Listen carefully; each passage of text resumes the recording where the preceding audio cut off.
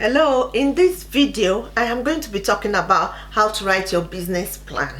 Welcome back to my channel. So if today is your first time of joining me, welcome to my channel. In this video I talk about money, I talk about business, how to start your business, I talk about organization, how you organize your life, organize yourself. I talk about that as well. If this interests you, please don't forget to subscribe to my channel. Don't forget to click the like button, share to friends and families, and show some love by clicking the like button. So today I'm going to be talking about how to write your business plan. And the first tip I'm going to be talking about is your vision. I always believe that you should start from your vision, and why I say that is that I believe that you should start from the end. That is where you want to see yourself, where you want to go, what you want to do, what is the thing that will be motivating you, or that you know that if you are able to achieve this, it will transform your life. So if you start from vision, it will actually help you. So I believe that you should write down your vision, write down what, and then your vision also must also be answering questions. That is, you must also be able to find solutions to questions people are asking, because if you want to start doing a business, it must be an answer to people's questions and people's worries. So if you're going to start a business, what solution are you trying to solve? Are you trying to solve the problems that you're trying to solve for people? So that is what your vision should be. That is from the point of view of how you can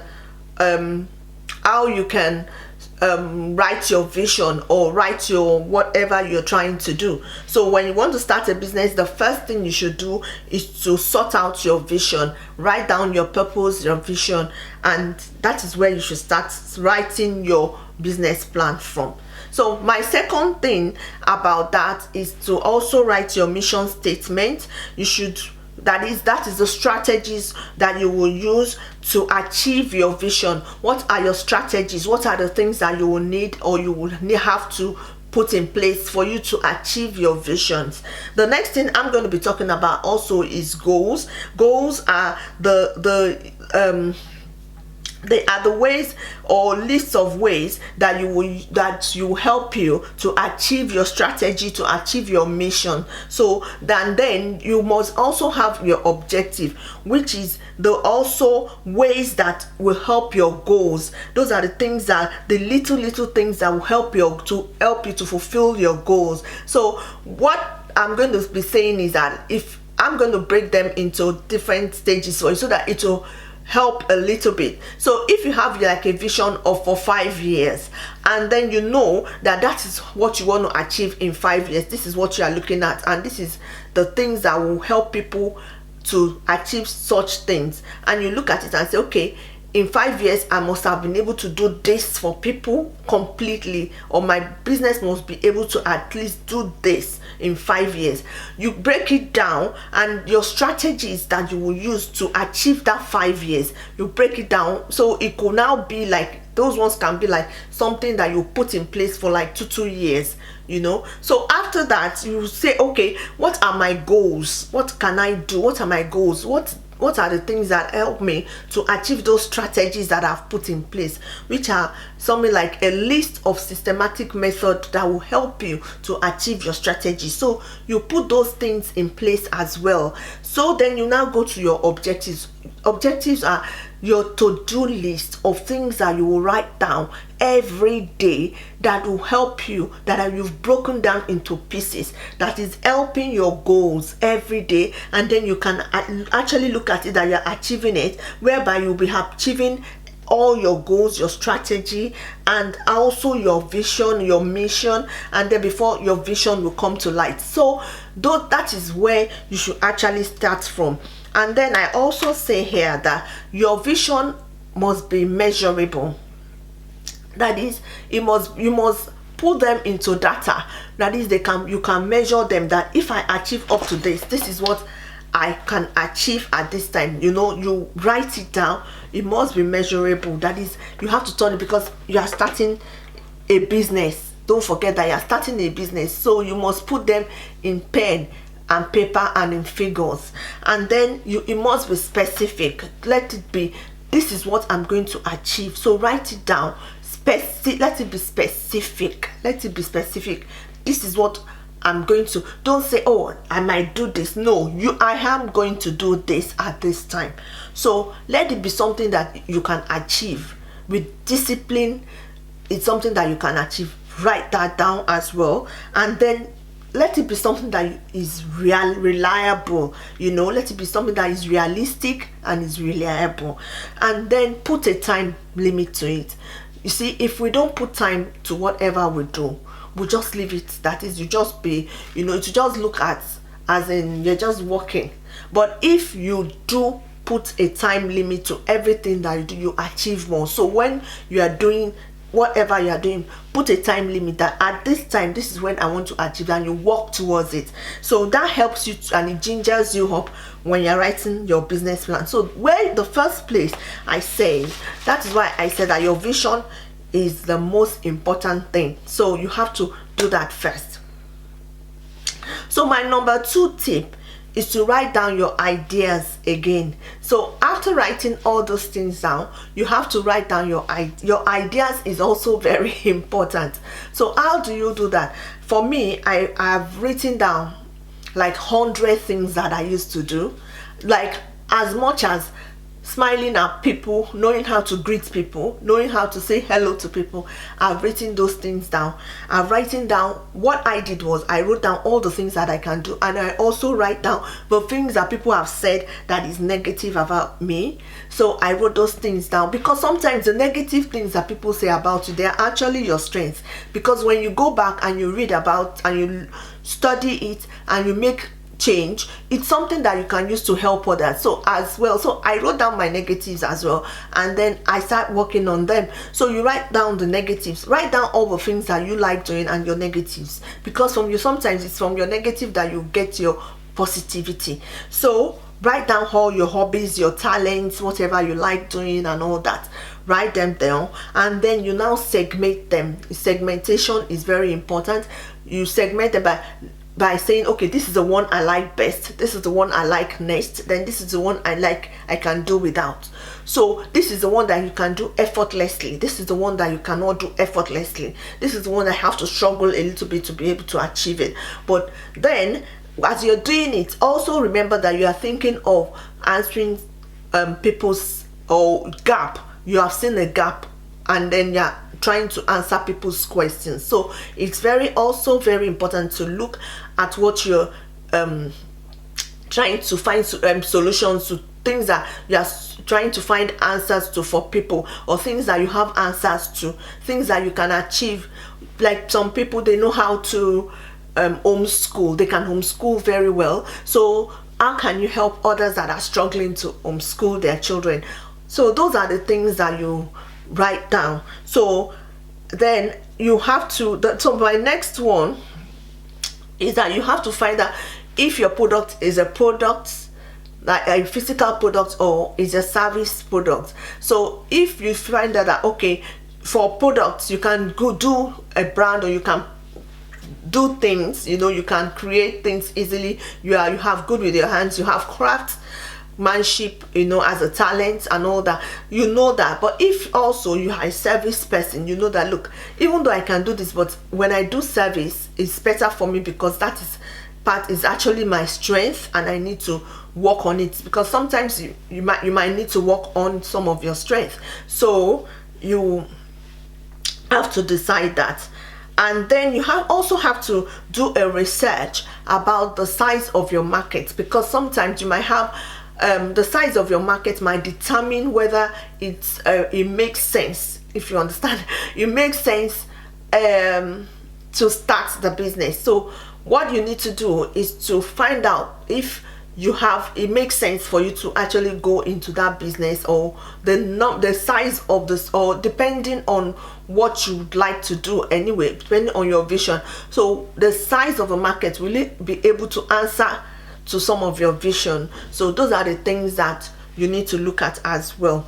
So the next tip that I have is your location. So your location these days things have changed. Your location is not only physical, because most of the time before, you want to do a business, you have to look for a physical shop or physical office and all that as a space.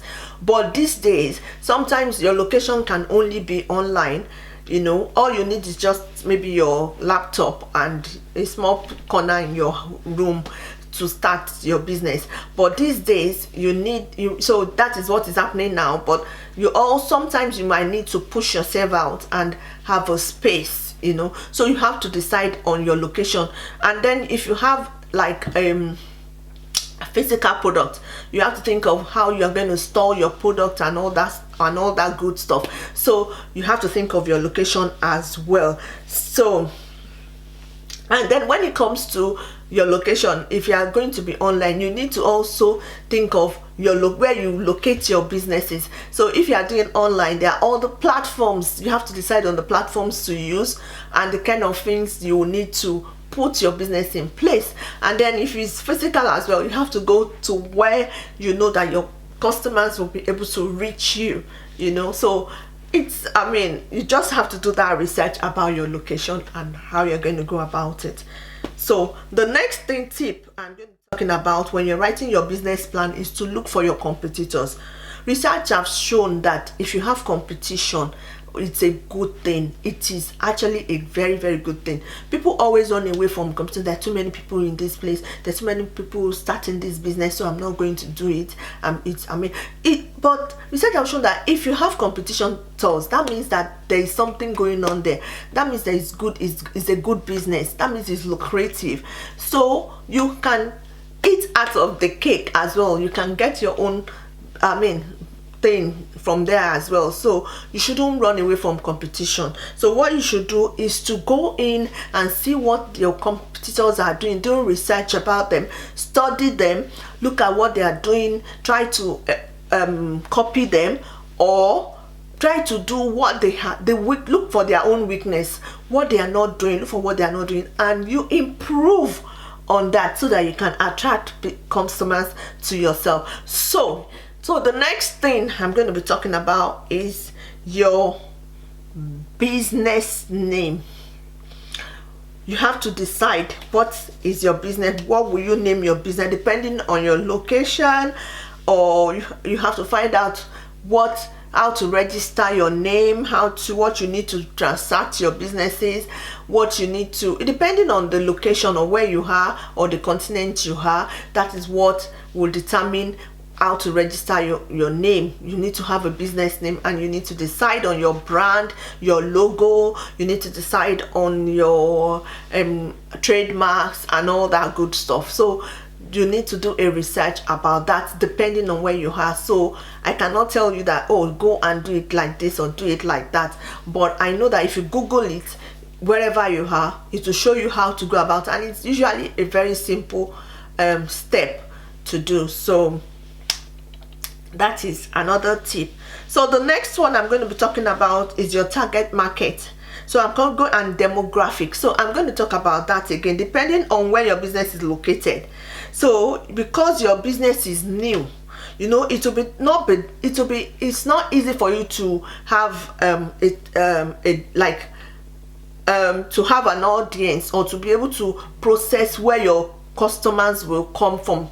And it's also depend on your business that you are doing. So if you want the kind of business you'll be into, so you might need to work a little bit, do a bit of research before you'll be able to say, okay, I'm concentrating on this type or this place or this audience. You need to test the market first. You need to test it, ask questions.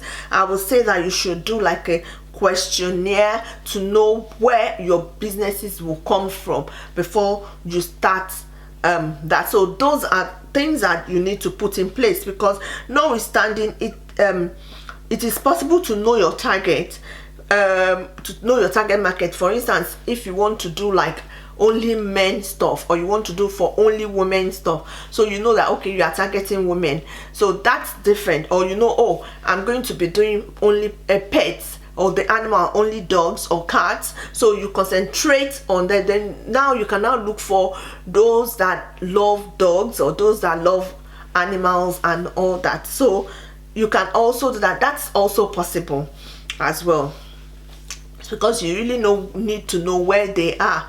So it's possible, but you might not have enough data to process it until you start doing the business. So that is where I'm going. So do a bit of research as per your target market and where they are located.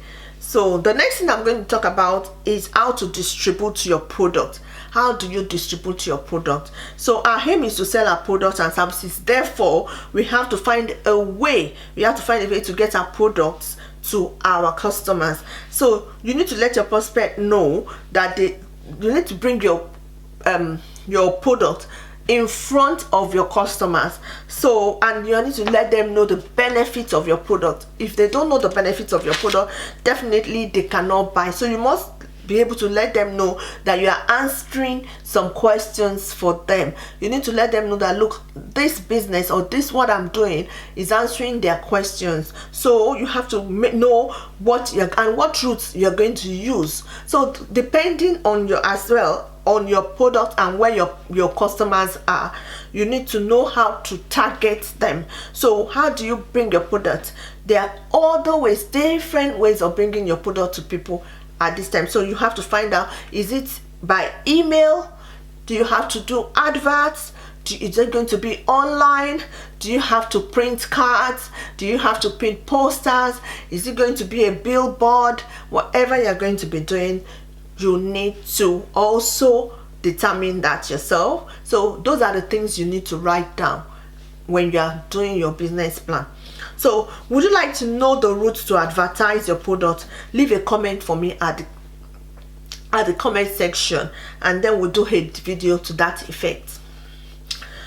So we are in business, and definitely we want to receive some form of premium money. We need to know how to price. So that is my next tip: pricing. So how much you'll be selling your product, do not forget that you are in business to make profit. Don't be a part of those that will say, oh, okay, because you're just starting, la la la la la. No, you are in business to make profit. So try and make some profits. Make sure you are making profit, even if it's just one pound or whatever. Make sure you are making profit. And even if you are going to give out things, make sure that you are breaking even. Not that because you want to make, I know that people say that, okay, you can make a loss, la la la la la.